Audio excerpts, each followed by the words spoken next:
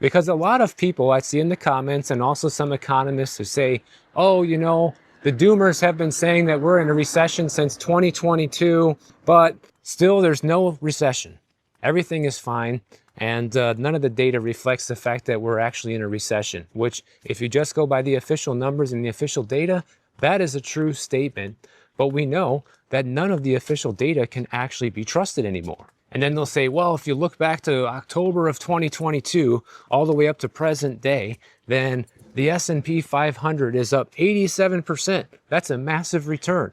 How can we possibly be in a recession when we're seeing returns like that? And on the surface, I would say you're right, until you start looking beyond and deeper than the surface. They will also say, well, people who listen to all the naysayers and the doom and gloomers, and they just sat on the sidelines, missed out on massive returns during this time.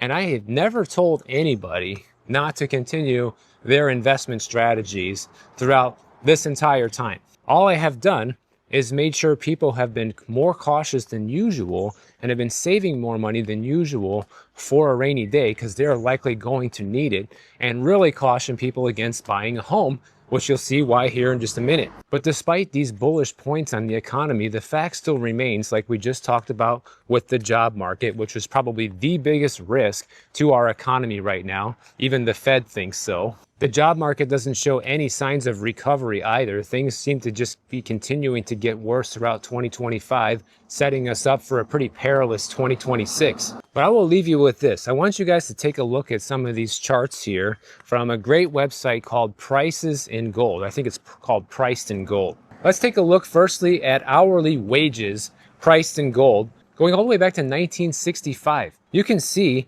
that in 1970, the number on the chart was 3. And when you fast forward to today, the highest it's been between 1970 and today was in the year 2000, when it was at around 1.7 or 1.8. Fast forward to today, wages priced in gold are below 0.5, which means inflation has been robbing you far more than you think, which has a huge relationship to the stock market because everybody buys the stock market indexes in dollars. Let's flip it over to the S&P 500, going all the way back to the year 1950.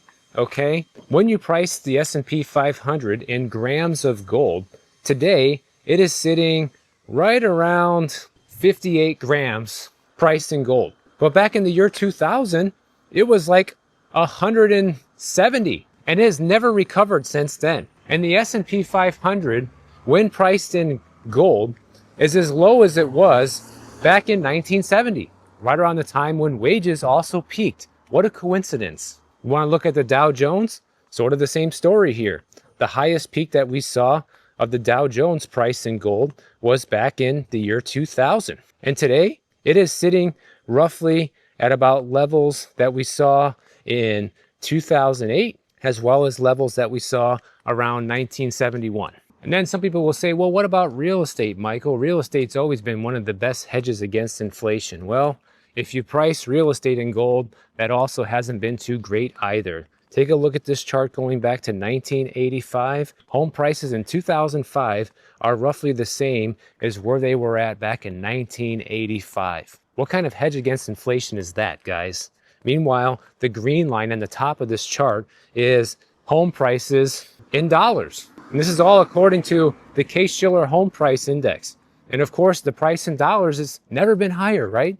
So this is the reason why people who have record amounts of money in their stock portfolio feel richer than ever right now. But that's because they're not valuating these portfolios or equity values in the value of gold, which is the only real true measure of money and wealth that there ever has been. And when you start looking at it from this perspective, you start to realize that things are not going nearly as good as you thought. And if you go back and look at some of these charts, you can see prior to the 1970s, a lot of these things were still growing. Wages were growing in price of gold. Home prices were growing, priced in gold, as well as all of the major stock indexes were also growing, priced in gold. That was the real moment of prosperity in this country, which we no longer have. So next time you see somebody write a comment and say, yeah, we just keep repeating all this bad news. Meanwhile, the S&P 500 just hit a new record high.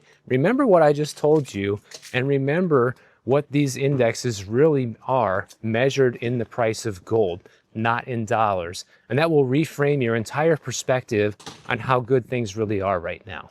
And then some people will say, well, I don't care, Michael, because I don't save money in gold and silver. I don't buy things with gold and silver. I use dollars. So all of this is worthless. Well, it's not, because if you were saving in gold or silver, you could then trade that gold and silver for dollars, and you'll be getting far more dollars today than you would have in the past, which would really be protecting your purchasing power and be the true hedge against inflation. So if you guys enjoyed this video, make sure you subscribe to the channel. And if you don't want to wait for my next video to come out, check out this one on the screen right over here, and I'll see you in the next one.